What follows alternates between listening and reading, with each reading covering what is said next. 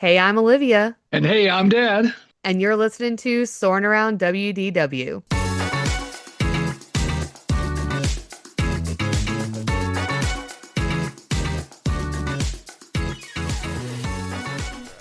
Happy Wednesday, flight crew, and welcome back to another edition of Nostalgic Nights. Maddie is back with me tonight to discuss the movie that we talked about watching back on our last episode of this series, which was High School Musical 2.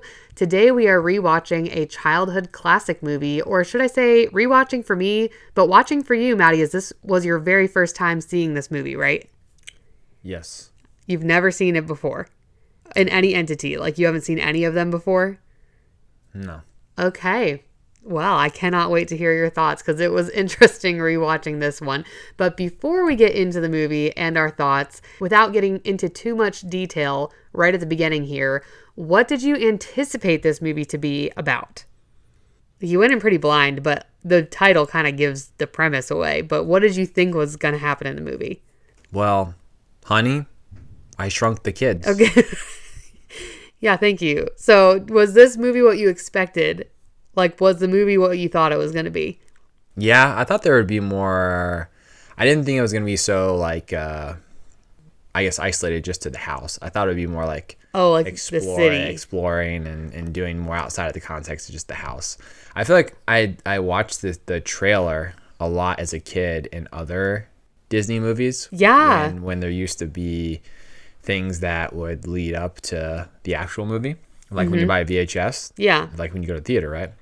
And I remember seeing this a lot as a kid, but I don't know why I just had this anticipation that it would exist outside of just the house. So that was kind of a surprise to me. What do you remember from the trailer as a kid? Because I have like one specific scene, two specific scenes that I remember from the trailer. And I haven't rewatched the trailer in a long time, but in my head, there are two things that really stood out to me from seeing the trailer on VHS movies also. There's only one thing that I remember, and it's the scene where they're all in the like the attic, and they've gotten shrunk for the first time. And they're, Okay. like waving or something like that. There's something. It was something along those lines. Okay, I do kind of remember that. I remember them walking off the dog's nose Oh yeah, I do remember that. and Yeah, him yeah. in the cereal bowl being like, "Don't eat me!" Like for some reason, I feel like that maybe. was in it and it like freaked me out as a kid. Maybe.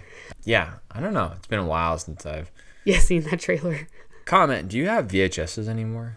We have VHSs up in the storage, but currently our VHS player, we don't have a VHS player, and our DVD player is not working, Do you which know what is such a VHS bummer. stands for? Video home services? I don't know. What do you think it stands for? I don't know. Okay, let's look it up. Something with a video Video home system. system. What's DVD? Digital video display. Oh, is that right? Digital video disc. Okay, you were close. Dang. Or digital versatile disc. I think video disc. What is Blu-ray? Is it just It's just like a type. so it's just like a ray that's blue? It's like the type of technology or something that like makes it clearer. But I don't ever remember it being that much clearer. Thumbs up if you have a VHS player. Thumbs up if you still have a ton of DVDs and Blu-rays, or did everybody get rid of those except for us? And now we don't have a working Blu-ray player. And I was looking them up full price. They're like $100 still. Now if you buy one from your local Facebook group Or McKay's. or McKay's. Yeah, we need to do that because I'm really bummed that ours stopped working. And there's a lot of we watch DVDs a lot. Yeah. I think the kids were messing with it too much and I broke think we it. need to buy that. Then we get the Xbox 360. Well, the again Xbox with 360 I think Guitar plays. Hero. Well, we have to think about that because the Xbox 360 doesn't it play Blu-rays? Or what if no, the PlayStation did. Oh, So what if we bought a PlayStation, play Guitar Hero, Mary Kate and Ashley just Guitar PlayStation Hero. game, Pac-Man Fever. Oh man, Just saying. we could have a thrifted saying. Christmas. Just saying. Okay, Can't go back to that store. I spent way too much money. where McKay's? Yeah, be bad. Yeah, it's a dangerous place. If you have a McKay's near you, we have friends in Tennessee, actually in Knoxville, but I think they're just closed. Isn't that such a bummer? Yeah. Ours is open. Yeah. Chattanooga's is open still, the best COG. Yes, OG. That's a good one. Okay, so anyways, moving into this movie. So Honey, I Shrunk the Kids premiered on June 23rd, 1989, during an exciting period for Disney. While the Disney Renaissance was just beginning in animation with films like The Little Mermaid, Disney's live-action division was still searching for its next big hit. No one expected this quirky science fiction comedy to become such a massive success. Its popularity launched an entire franchise that included sequels, a television series, and several Disney Parks attractions, proving that an original family adventure could become one of Disney's biggest properties. Pause for a second. Okay. What was the first hit? What do you mean? You said this was like they were looking for the next big hit or something? What was the first big hit? No, this is like during the Renaissance period. So like Aladdin, Little Mermaid. And so live action wasn't quite as big.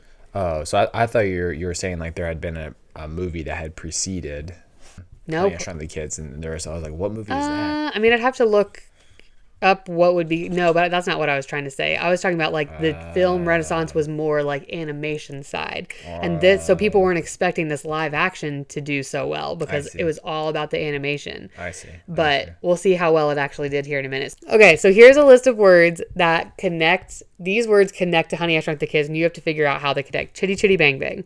What? Divorce, smoking. Just tell me how. Christmas Vacation, Little Debbie, golf, footsie, cork, and the friend going fishing with them. These are what I wrote down. I'm in left field and I can't see the ball coming at me right now. Okay.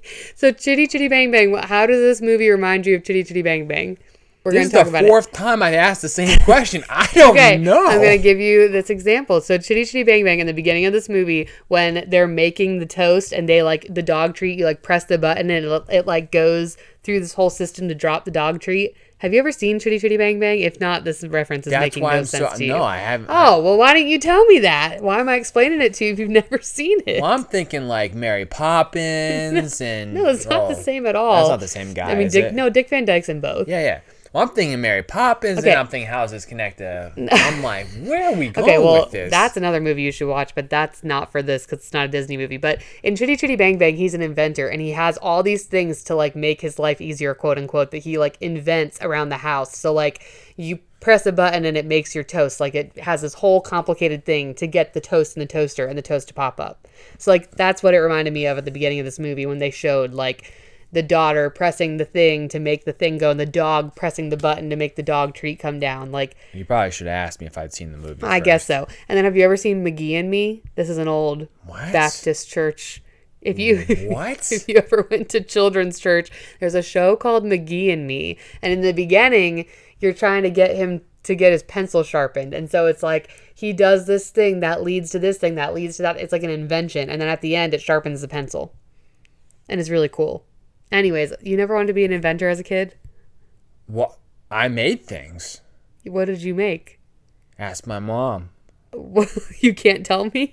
It was this race car thing that I attached. There was a bunch of stuff in our garage growing up.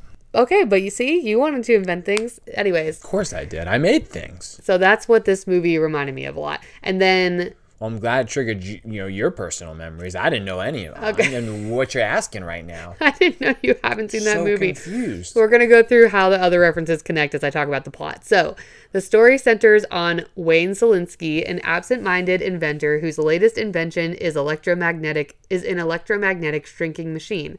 Although he's convinced the machine has incredible potential, every demonstration ends in failure, leaving his family frustrated and his scientific peers skeptical.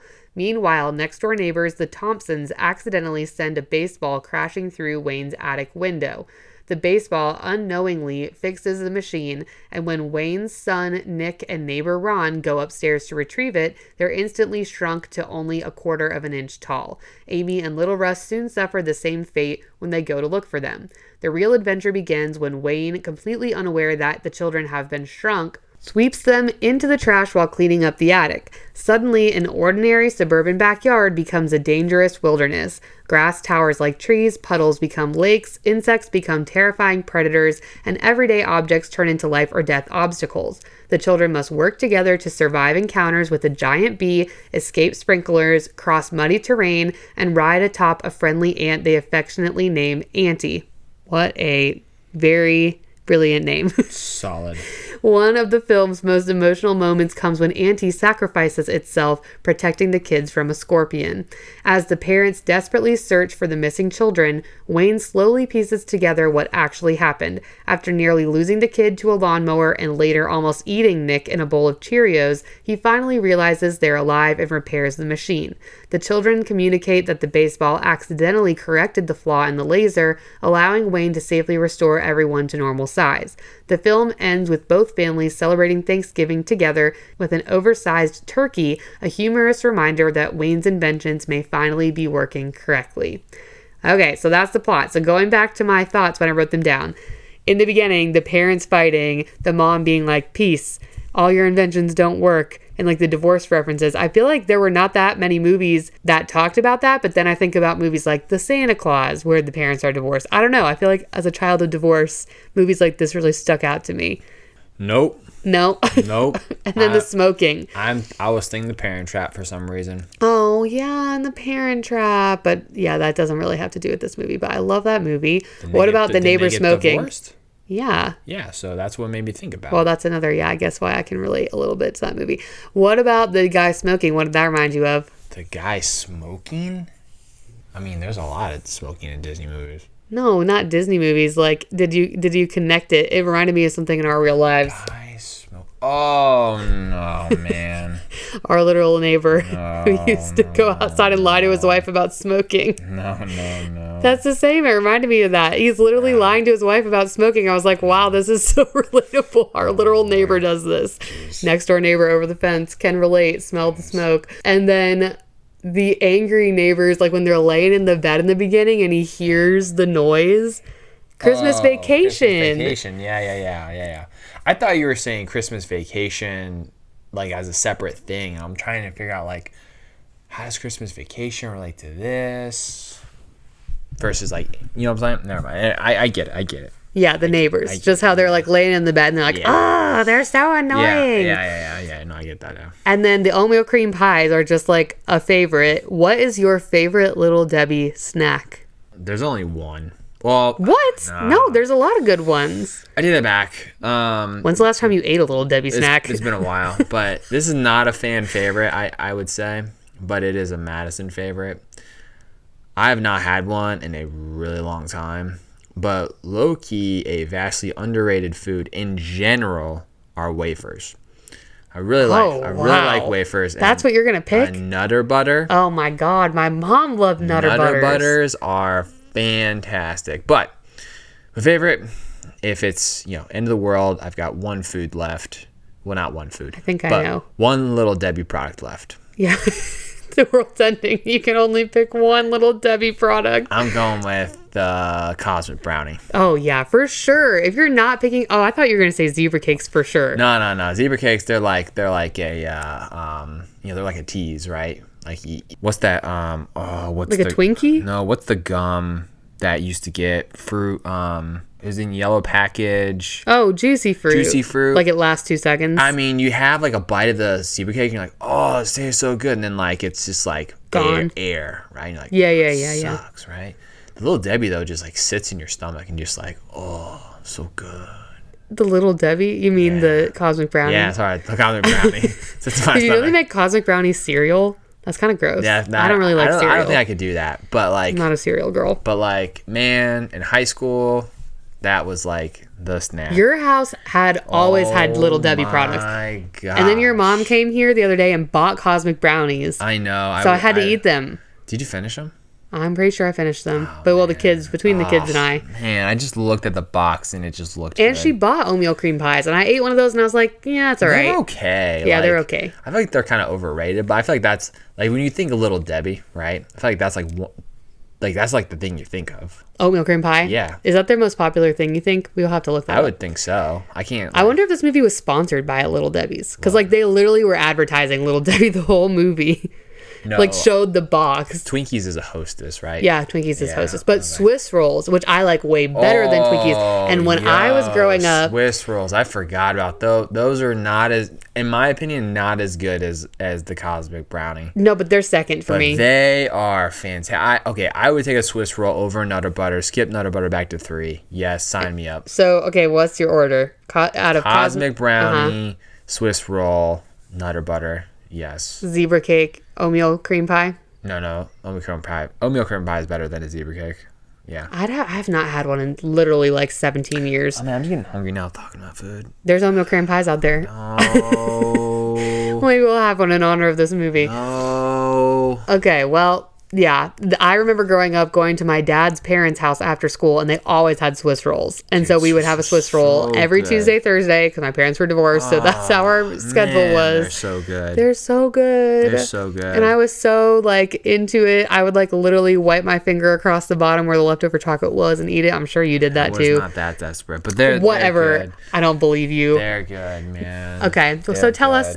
us in the comments below what your favorite Little Debbie snack is. Actually, maybe that'll be our hot take for the week. Cosmic brownies are the best. When I lived in Tennessee, and there was a Little Debbie factory. factory. Yeah, and it was like cheap, wasn't it? Yeah, I was like great, and it was right next to where Cameron went to college. college, yeah. Because we went to visit him. We went by the factory. Didn't we buy stuff? I think we did, yeah. Yeah. What was that college called? I don't remember. If I Outside of Chattanooga. if I'd have known about that, like when I lived there, dude, I'd have been going there more often. Dangerous. No, you wouldn't have. By that point, you weren't eating bad anymore. Yeah, I Okay. was still eating it. Next thing. Did your dad ever force you to do things with him that he loved that you didn't want to do? For example. Yes, grocery shopping. Okay. No, like a hobby. Like your dad loved to golf. Did he ever like try to take you golfing? Lawn work. Lawn work. Yeah, Yeah, he did love to take care of the lawn. Gosh, man. But he didn't really force you to do it. It wasn't forced, but my goodness. Did he ever take you golfing as a kid? He never made you go golfing with him? No, I'm trying to think of anything I had to do. Grocery shopping I was forced to do. And Okay, but that's like a normal chore. I'm talking about like this dad loved fishing and football. And so he was like, you're going to play football and you're going to fish. And the son is like, dad, you're so annoying. My dad never made me do anything. Yeah, mine either. My dad never did anything like that. Yeah, my dad made, I don't think he made me He do just got me into Disney, and I still love it. So, Yeah, clearly. and then them playing footsie under the table at the end just cracked me up. No, no, I'm thinking of something else. Just kidding. What? No, I don't know what movie you're thinking about. No, just that I thought it was funny. And then Cork the dog. What a name, Cork, first of all. But he's the hero. That's supposed to remind me of something? No, I'm just saying random things now. These are things I wrote down when we watched the movie. Cork is the hero. I was like, what are you talking about? Don't you think Cork is the hero? Sure. He saves them. They climb on his fur and he brings them inside. Yeah, why not? Sure. And yeah, and then we also looked up the friend that was going fishing with them because you're like, he looks so familiar. And he is in High School Musical 2. This connects back. You know that like 7 degrees of relation or whatever? It's 7 degrees of Kevin Bacon. Okay, well, I'm sure we could get it to that too. But High School Musical 2, 7 degrees of relation to Soarin on WDW podcast. Each episode connects. You should start your own website now. Other than it being... How is every Disney thing related to itself? Yeah, so this is related to High School Musical 2 because the golf club, like the country club owner, he was the friend that was going fishing with them.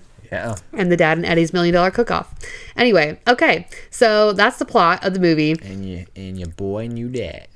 So originally the movie wasn't supposed to end with the giant turkey. Instead, the kids would have ridden a now giant-sized Auntie into a scientific conference to prove Wayne's invention actually worked. But Stuart Gordon later decided that Auntie should die protecting the children, believing every good family movie needs an emotional moment. Brian Usna admitted fans still ask why Auntie had to die, but he felt that sacrifice gave the story real heart. Do you agree? What do you like better as the ending? Absolutely not. That's a terrible ending. What, riding Auntie into the thing or the turkey? No, the turkey. That was such a lame ending. Yeah, you were like, wait, why? What is... You didn't even understand what it was because it kind of like happened so fast. Yeah, you're like, what is that? What the heck is going on? Yeah. Like, it's a turkey. First off, it's like Thanksgiving or something. I really didn't really hear about this movie too much. Like, just as a spoiler. I didn't really care about it too much. Spoiler alert, he didn't love it. But I did get connected with the aunt.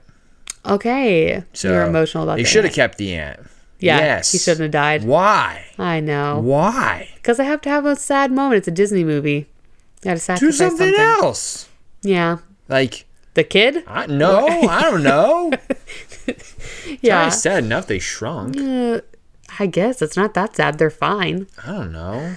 Okay, so getting into the casting of this movie. So obviously the main character is Rick Moranis, and he was already one of the biggest comedy stars of the 80s before taking on this role of Wayne Szalinski. His most notable roles, what do you know him from?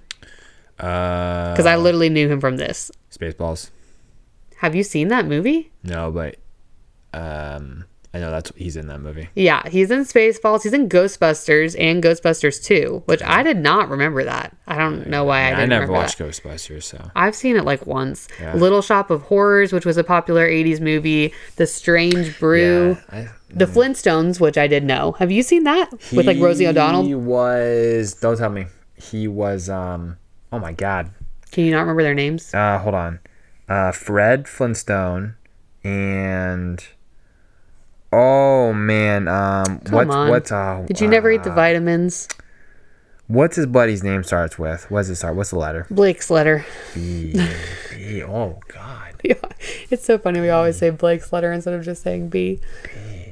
There's a purple dinosaur named after him. Oh. Who lives in your imagination. Oh my God, do you not know that reference? Is it that ride I cannot stand? No, it's not Figment. It's not Figment? Okay. Who's a purple dinosaur we grew up watching? Maybe you didn't watch it. Selena Gomez, Demi Lovato were in that. His name's not Barney. Yes, it is. It's Barney? Barney Rubble. Yeah. Yeah, no, that's a good movie.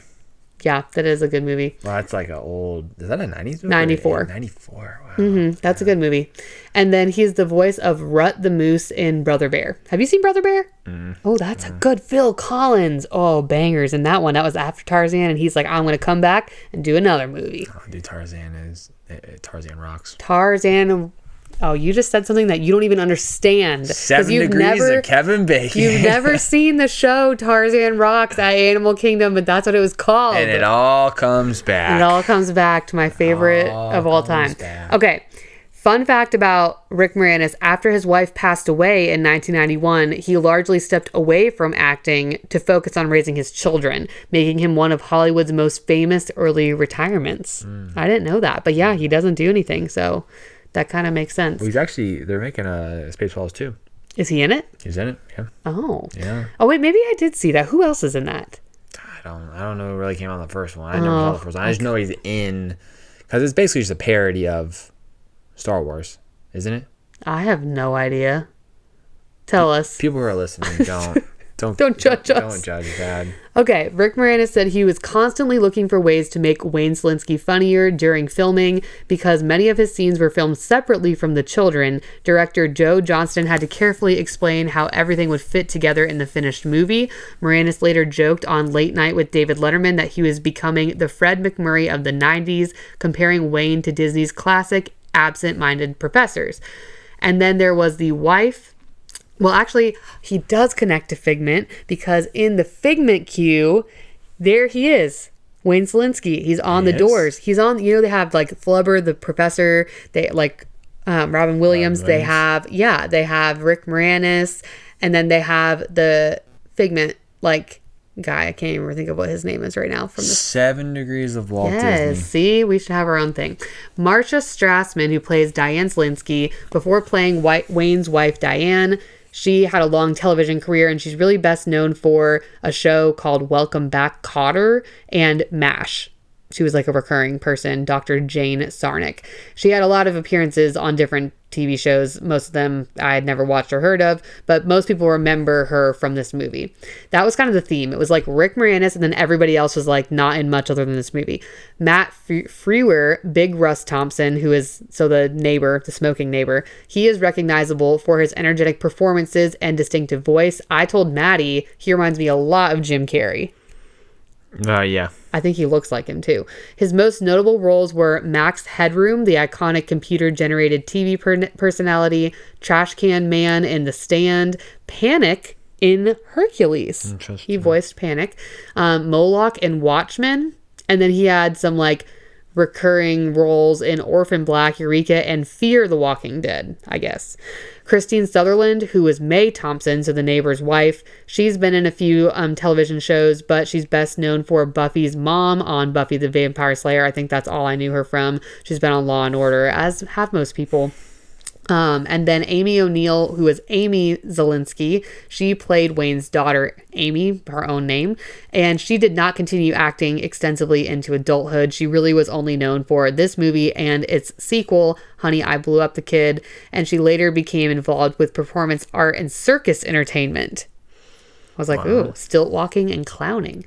Robert Oliveri. So I was like, I know this kid from somewhere. He was also only in a handful of movies, but he was in Edward Scissorhands. Have you ever seen that? It's very weird. Nope. With Johnny Depp. And then he was in this and its sequel. He retired from acting in the mid-90s. And then Ron Thompson, he was the younger brother of the neighbors. He was notable for being in Big alongside Tom Hanks.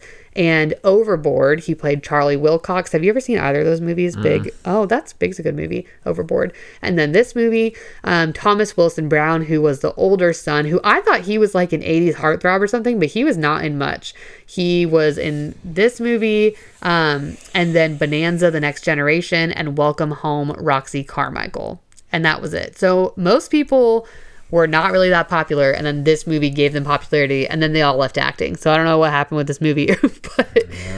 So one of the most interesting things about this movie was that it went through several completely different identities before filming even began. The original screenplay was called Teeny Weenies, which Disney executives felt sounded too childish. But that's what they were going to call it. Teeny Weenies. Isn't that hilarious? It's just like, no, that's so bad. And then the other one they were going to call it was Grounded. And then it was going to be called The Big Backyard. I think Honey, I Shrunk the Kids is the best title. Don't you agree? Yeah, 100%. Maddie's dying over here. Because that was a line spoken in the movie itself. Ironically, the title has been criticized over the years because shrank is technically the grammatically correct past turn of shrink. But then the catchy title had already become iconic, so they kept it. The film also... Honey, I Shrunk? Yeah. Shrunk? So what is shrunk? Is that like current? Is that like present tense? Honey, I Shrunk? Yeah, I guess so. Isn't shrunk like past tense too? I guess not. Honey, I shrunk. Honey, I shrank. Yeah, shrank would be past tense. Shrunk? What is shrunk then? I don't know. Shrunk? That's going to be present The more tense, you right? think about it, it's going to get worse. That's how it goes. But yeah, that's what it says. Okay. I don't know. That's when I was doing my research. Shrank was what was grammatically correct. That's what they got criticized for. But the film... Why though? Just because it wasn't right. Oh. The film also experienced a major behind-the-scenes shakeup. Horror filmmaker Stuart Gordon originally conceived the project and was preparing to direct, but illness forced him to leave shortly before production. Disney turned to Joe Johnston, who had previously built a reputation as art director, concept artist, and visual effects designer on films like Star Wars and Raiders of the Lost Ark. Oh, he had a big yeah. resume. So Honey, I Shrunk the Kids became Johnson's feature directing debut and showcased his incredible eye for visual storytelling. Casting almost looked very different as well. Wayne Szalinski was originally written with Chevy Chase in mind. I could see that. I don't know about that. No, I mean, I think Rick Moranis does a great job. I don't think, retrospect that Chevy Chase was... Maybe he looked like a goofy guy at that time. Yeah, I think Rick Moranis was a better fit, and I think he's more of a professor type person than Chevy Chase. I think he plays it better. I feel like I can see Chevy Chase as the neighbor. I see Chevy Chase as, what was he on? Was he on Groundhog Day? Or no, that was Bill Murray. Yeah, that was Bill Murray. I see Chevy Chase as more like the roles that he plays, right? Like a camper kind of guy. Yeah, like the neighbor. Yeah, that's what I'm saying. Yeah, not like Rick Moranis' character. You said Jim Carrey was the neighbor. I feel like Jim Carrey also does. I feel like Chevy Chase is more like the neighbor guy. Yeah, just has that vibe. I agree. Okay, and then John Candy was also approached, And again, I don't know that he would have fit. For the dad? For the dad. No, instead of the neighbor. I'm like, all these people no. could have been the neighbor. No. But yeah, he instead recommended his friend and fellow comedian Rick Moranis. Moranis ultimately gave Wayne a lovable awkwardness that balanced the film's comedy and heart, creating one of Disney's most memorable live-action characters. Perhaps the most fascinating aspect of the production is how the filmmakers created the illusion of tiny people decades before modern CGI. Instead of relying on computers, they built enormous oversized sets, including giant blades of grass, Lego pieces, oatmeal cream pie crumbs, and household objects. The production combined practical effects with stop-motion animation, puppetry, forced perspective, scale models, robot insects, trick photography, and carefully planned storyboards. Even seemingly simple scenes required elaborate techniques. For example, the broom sweeping the children actually used giant foam, quote-unquote, bristles attached to a rig, while miniature figures and scale models helped create the thrilling bee sequence. Many of these practical effects still hold up remarkably well today because the actors were interacting with real physical environments rather than digital creations. And I think that's true. You can tell that they were like, something was actually coming at them. I don't know, there's something about it like versus CGI. Like the bee was a little like, all right, this is not the best. That's a little rough. But everything else like was pretty good. Yeah, I mean for its time. Yeah, for its time for sure. So although the film is set in suburban America, most of the production actually took place at the Churubusco Studios in Mexico City. Several streets were also used for filming, cleverly disguised as American neighborhoods throughout production design and camera angles. So I have some really cool behind the scenes pictures that I will put up when I post the episode in the stories. So if you're listening to this on the actual day, but like, I mean, crazy pictures of some of these like things that they did and like the way that things looked, how they filmed with like the ant robot and the huge backyard. Like, it's just crazy the way they use forced perspective and stuff. And this is back in the 80s. I mean, it's pretty wild. So it was really cool. So when Honey, I Shrunk the Kids opened in theaters, it exceeded every expectation. Opening against Tim Burton's Batman movie, it still debuted at number 2. With a modest $18 million budget, the film earned over $14 million during opening weekend, then a record-setting weekend for Buena Vista Pictures. By the end of its theatrical run, the movie had grossed more than $222 million worldwide, making it the highest of Disney's live-action films for the next 5 years and one of the biggest films of 1989. Critics generally enjoyed the movie, especially praising its creativity and visual effects. Today, it holds a 76% score on Rotten Tomatoes, for critics, but a 54% on Rotten Tomatoes from audiences. Reviews weren't universally glowing, though. The New York Times described it as sweet, funny, and charming, while Variety praised its ability to entertain both children and adults. Roger Ebert, though, however, felt the visual effects were impressive, but the story itself lacked enough excitement to fully engage viewers. This split opinion made for an interesting discussion today. Is the movie just remembered primarily because of the groundbreaking effects, or because it genuinely tells a fun family adventure? The film also received recognition during awards season. The visual effects team won the BAFTA award for Best Special Visual Effects. And James Horner's musical score in the film itself received several Saturn Award nominations. Even decades later, the movie is still frequently listed among the greatest family films ever made. What is your thought on that? I'm happy to hear that the audience actually agrees with me. I think... Yeah, what would you give it? You said 5 out of 10? I said 5 out of 10, and I stick to that. Okay, I would say 6 out of 10. I don't think it's like... I think when I think of fun family adventure films, this is not one of the top ones that comes to my mind. Oh, I think it's a 5 out of 10. I mean, I think it's context, right? Like, I think you have to put this in context. Yeah, like maybe at the time. I think at the time... It's probably like an 8. Probably like an 8. Yeah. Right? Like, I think you're like, whoa, this is really cool stuff, right? Had never been done before. Yeah. Now, right? Like, and that's why context is important in this movie. But again, like, I'm like 5 out of 10. But in the time, I think you definitely have to give it more credit for what it did. Like, I don't like, and again, I don't I feel like we've had conversations in the past with like other movies or just, you know, like I don't consider it maybe like as revolutionary as like if we had, I don't know if this is comparing apples to apples at all, but like when you think of like when some of the like the original animation stuff, like handwritten animation stuff was being created, right? Like they added sound or things like that. Like, yeah, I don't think it was like that groundbreaking. Like there are cool concepts, but I don't think it, like, I guess I don't look at it as a movie that like is life changing. It's like, man, that changed like Steven Spielberg that changed movies. The trajectory of what Disney was doing. Maybe I'm wrong. No, I don't think so. Yeah, I mean, I feel like it probably helped put them on a map, like for live action. Yeah, for live action stuff for sure. It sounds like that was kind of the thing that really kind of set them off. But she said it was, from a Disney perspective, it had been held up for 5 years. What was that next movie 5 years later? That is a great question. I'd have to look it up. We'll look it up real quick. Okay. Oh yeah, it was broken. Yeah, that broke the box office record was the Santa Claus in '94. So that was 5 years later. Oh, that's a great movie. It's okay. Oh no, it's okay. That's a great movie. There's much better Christmas movies than Santa Claus. Okay, well, we can get into that at Christmas time because I got a Christmas movie to watch with you for Nostalgic Nights. Not this one because you've seen Santa Claus, but some good '90s ones.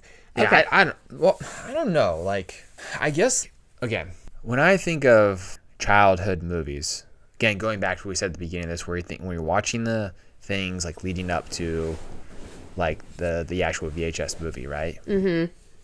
I don't know why that scene stuck out so much. Like, I don't know. It just resonates with me like a lot. Maybe it just played in a lot of VHS and sets. Well, so tying into that, the sequels. There are sequels to this movie, and the trailers from the third movie, which I actually thought my whole life until doing research for this was the second movie.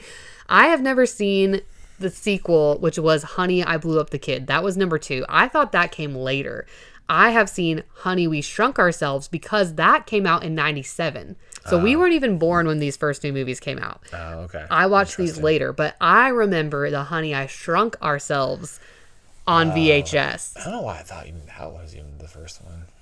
I'm going to show you the Honey, I Shrunk Ourselves after we get off of this trailer and see if that's what you're remembering was the parents. The picture. Show me the picture and I'll tell you what I remember because I feel like they're all probably somewhat similar. I kind of remember that one. Yeah. This is what it looks like. I don't know. They all look, no. And it's like them looking at them in the magnifying glass, him looking at them on the table. Yeah, no. No? No, I think it's the other one. Oh, yeah, see, those are different people.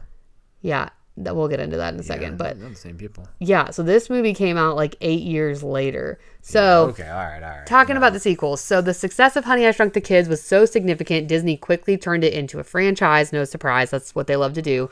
The first sequel was Honey, I Blew Up the Kid. This was released in 1992 and brought back basically the main cast, the Szalinski family. So Rick Moranis, Marcia Strassman, Amy O'Neill, and Robert Oliveri. This time, instead of shrinking someone, Wayne's experiments accidentally enlarge his toddler son, who is a new character, Adam, to enormous proportions, leading to a giant baby wandering through Las Vegas. While the sequel did not match the critical or commercial success, it expanded Wayne's invention beyond shrinking and proved there was still plenty of life to this concept. Then came Honey, We Shrunk Ourselves in '97, which skipped theaters and was released directly to home video. Oh, I did not realize that. Rick Moranis was the only original cast member to return, which I thought was interesting. So they recast the wife. The older 2 kids were like off at college, and Adam was then played by Bug Hall. Who's Bug Hall? Someone? Alfalfa! How do you expect me to know that? Oh my God, we love Little Rascals. Look at him. That was Bug Hall in Honey, We Shrunk Ourselves. I thought that kid looked familiar, but he looked like the kid from Jurassic Park. Oh, a little bit. Yeah, he does in that picture with his hair. But yeah, so Bug Hall was Adam, the youngest son in this movie. And I remember this one because the kid has like a potassium deficiency. And in the movie, they're like, he needs to eat a banana. And I'm not trying to make light of like people's health issues. But I remember even as a kid being like, he has a potassium deficiency. Like, is that a Can't- thing? can't Like, it's say. not like he has diabetes. I don't think it was diabetes. I think it was like a potassium deficiency. Anyway, so yeah, the kids end up shrinking the parents, and the kids have to save the day. The role reversal was kind of like a fresh twist, but then they said that's not enough. We need to do more with this franchise, and they made a Honey, I Shrunk the Kids, the TV show. Too much Disney. But this time, it was not Rick Moranis. It was Peter Scolari taking over the role of Wayne. And so they totally recast him. And I specifically remember an episode of this show because they played some song that I remember thinking was like super inappropriate. But yeah, it's like not the same people at all. They totally recast them. And it's just like they go through these zany adventures and they keep malfunctioning. All of his inventions keep malfunctioning and send the family into these new adventures. It actually kind of reminds me a little bit. It's not the same, but of Phil of the Future, but like with this family. That cover reminded me, I don't know why, but that cover reminded me of one of those things. I don't know, like Malcolm in the Middle. I don't know why it reminds me of that. Kind of. It's like same kind of time period. Low-key, don't watch the new one. Oh, It's a disappointment. it was all right. It was fun. We laughed. We only watched one episode. 4 episodes. Yeah, it was only 4 episodes. We need to watch the Such a rest. disappointment. For years, Disney also explored bringing the franchise back into theaters with a sequel titled Shrunk. The plan would have followed adult Nick Szalinski. Not Shrank. No, Shrunk. And the film would have followed adult Nick Szalinski, played by Josh Gad, who accidentally shrinks his own children and turns to his estranged father, played by Rick Moranis. He even agreed to come out of retirement to reprise his iconic role, but then, COVID-19 hit and totally put a halt on it, leaving the future of the franchise uncertain. For many Disney fans, it's still one of the most anticipated legacy sequels that has yet to materialize. Here's a trivia question for you. What? What movie, I can think of the movie off the top of my head right now, but what movie, or let's say sequel, Okay. do you feel like has the longest gap in time and it is still Toy a Story. great sequel? Toy Story 3. Toy Story 3 compared to Toy Story 2? Toy Story 2 is not that long of a gap, my honey. That's what I'm saying. Between what and what movie? 2 and 3. So how long was that gap? I think like 18 years. No. Yeah.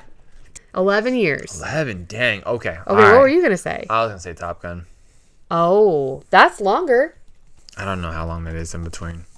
Do the math for us, Google. 1986. So 20, like 30. 36 years. Good Lord, I didn't realize it was that long. Okay, that wins. So that's what I was kind of thinking. I Yeah. was like, that is pretty good. That's a good I one. know if there's anything that's longer than that, that's still like That was as relevant. good. As good as that. I actually like Top Gun Maverick better than the original. Well, Is that a hot take? no, that movie is fantastic. Yeah. We just watched. Did we just watch it again? July 4th, you fell asleep.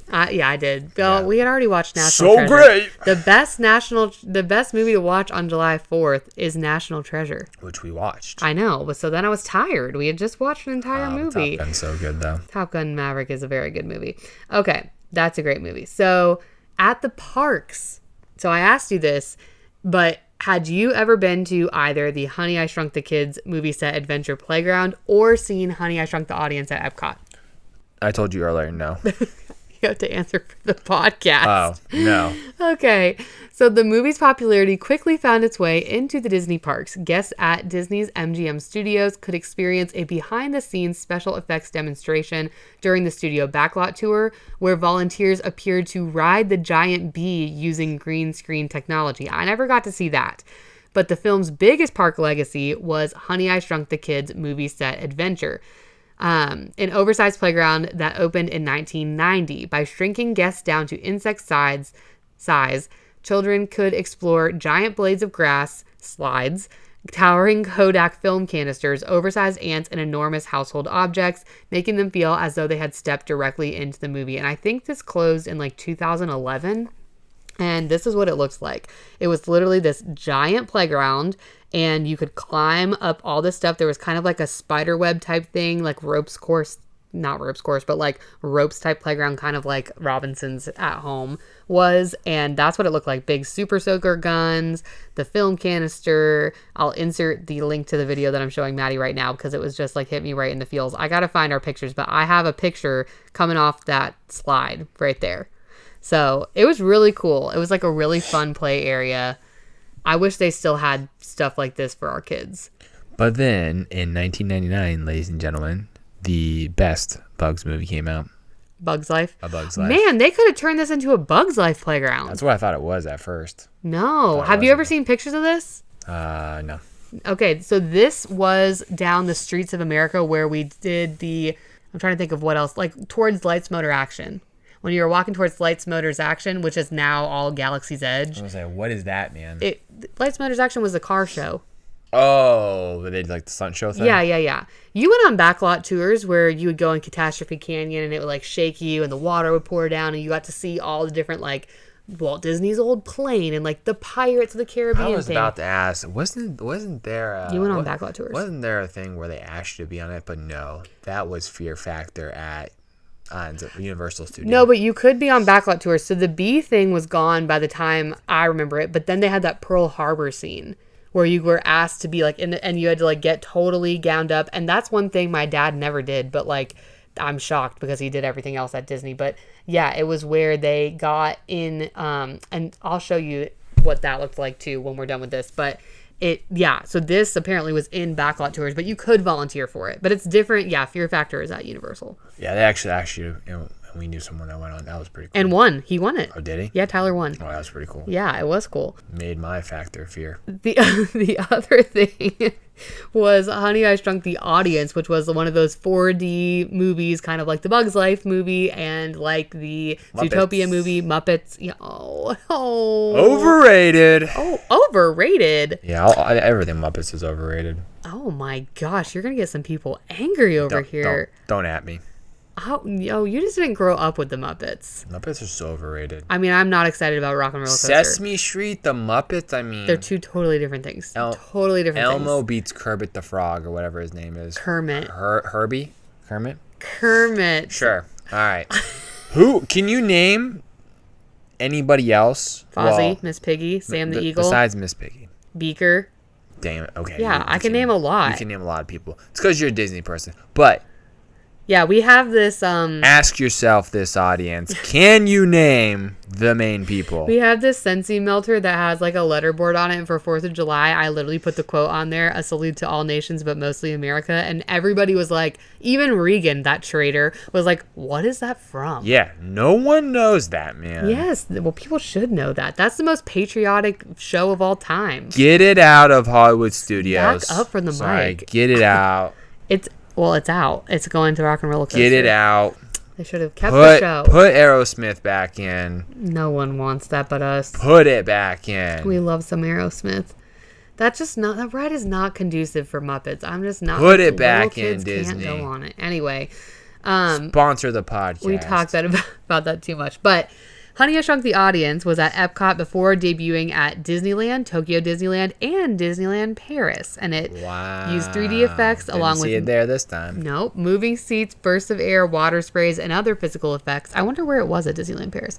To make as though they've been felt to be shrunk themselves. For many Disney fans, these attractions became just as memorable as the movie and remain some of the most frequently requested experiences to return. I saw Honey, We Shrunk Ourselves, or whatever, Honey, We Shrunk the Audience. It was all right. I don't remember loving it that much. I think that theater now, you've never even been in there. It's right next to Figment, and right now it's like a Pixar Shorts Film Festival. It used to be Captain EO. They need to do something else with that theater. That's why do something else. Or out of all those options, bring back Honey, I Shrunk the Audience, because the other ones are lame. But yeah, I don't know. Put a new ride in there. Okay, so would you watch the sequel? Probably not. Okay, fair enough. We got to come up with what we're going to watch next. There's one more you've been asking to watch. Camp Rock. Oh, Camp Rock 3 comes out so soon, so we have to watch Camp Rock 2. Camp Rock. Okay, so we're going to watch Camp Rock 2? No, I don't know. What are my options? Oh, Camp Rock. You haven't even seen the first one. That's what I'm saying. Oh, shoot. I forgot about that. What are my options? Okay, we're going to have them vote. You asked me and you didn't have any options? No, but they have to vote this time. We chose this one, so they get to vote on the next one. The audience. the listeners, the flight crew? I'm going to pick. What are my options? Camp Rock. Great. Stepsister from Planet Weird. No. Cadet Kelly. It's not a bad one. Oh, have you ever seen it? How about... Or Flubber. Flubber, sign me up. Yep. Yeah, I thought... Okay. Well, we're going to let them vote. Major Pain. That is a movie you've seen. It's not Disney. There's supposed to be movies that you haven't seen. Flubber would be great. Okay, well, tell the audience you want Flubber. When this comes out, they're going to vote. Yo.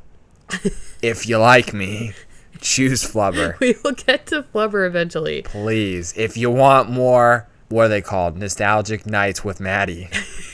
Vote Flubber. Or if you don't, vote. If you don't, vote something else. But well, you haven't even seen Get a Clue. There are so many you haven't seen. Real quick, we have from our friends new as this part of the podcast this year. Oh no, what did I sign up for tonight? No, they gave us their hot takes, and so we are going to listen to their hot take and see if we agree or disagree. Okay.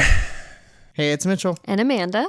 Your friends over at Happily Ever After Podcast. And listen, we got some of the best hot takes. I don't care what everyone else is going to say. This is the best Disney hot takes. Are you ready for it? We have a lot of opinions. Yeah, we do. Okay. The first one for me, actually the first and the only one. I'll keep my list short. My hot take is that Mickey pretzels are the worst park snack and the worst pretzel on property. They're terrible. They're usually always stale. And I've never had a good one. And I know they're Mickey shaped. They should be good, but they are just disgusting. They're not salted. They're not buttery. They are the worst Disney snack ever. I do not like Mickey pretzels. I totally agree. They're really dry.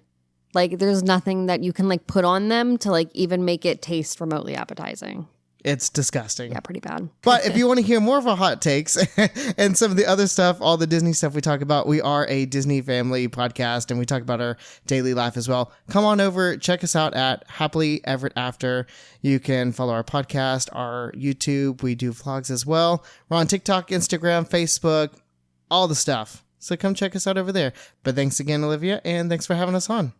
Okay, so that is their first hot take, and we're going to split it. So, Amanda, you'll hear your hot take in a future episode because I want to use both of them. But have you ever had a Mickey pretzel? That's a hot take. I'll tell you what the worst snack is because I just look at it and I'm like, no. The turkey legs. I knew you were gonna absolutely say that. Not. You look at those things and I just every time I want to go and just smack someone when they're eating one because it's just disgusting. Okay, but have you had a Mickey pretzel? Oh my dude, I don't care like if it's stale and dude, I see the turkey legs and I just I'm sitting there, it's 95 degrees outside, your kid's crying, you're sweating ablazing, and then you just see someone just eating a turkey leg, the thing looks pink and you're like, this is not what we're talking about. We're talking about their hot take. Have you had a Mickey pretzel? I have not. Okay, well, I agree with their hot take. The Mickey pretzels are disgusting. They are dry. They are stale. If you want a good pretzel, Baseline Tap House, the one you had at Hollywood Studios, is a great one. Probably should order the cheese because if you don't, they look at you like you have a second hand. Well, yeah, because you're weird and you don't eat cheese you with want pretzels. Cheese? No. Another highly recommended pretzel I've heard is in Pandora. They have basically the same pretzel, but then the pretzel nuggets at Block and Hans in Epcot in the America Pavilion. Boom, that's it. All right. Okay, we've tried to wrap this up a couple times now, and then Blake starts crying, and we have to keep going back upstairs because she's not feeling too good tonight. But anyways, thanks so much for being here, Maddie, and watching some Nostalgic Nights. Thanks for having me. Now he's chewing because we've taken that many breaks. Do not open that right in front of the mic. You can step out now. Okay, anyways, thank you guys for being here this week. Tell us your opinion on the Mickey pretzel. Do you agree that it is the worst park snack, or do you love it? Is it your favorite? Is it one that you get every time? Specifically the Mickey pretzel, guys, because there are other way better pretzels at the parks. But that is all for now. We hope that you guys have a great week, and we will see you next time. Hey, thanks so much for listening. If you enjoyed today's episode, be sure to give us a follow on Instagram at Soarin' Around WDW Pod, where we share fun reels, throwback photos, and dive into weekly polls and debates. If you're listening on Spotify, be sure to follow and hit that 5-star button. If you are over on YouTube, subscribe and leave us a comment as well. If you're listening on Apple, a 5-star rating and a written review would mean the world. You can also now support the show through our Patreon at patreon.com/SoarinAroundWDW podcast by becoming a free or paid member and finding exclusive content and bonus episodes and videos there too. Thanks again for joining us. Catch you on the next flight.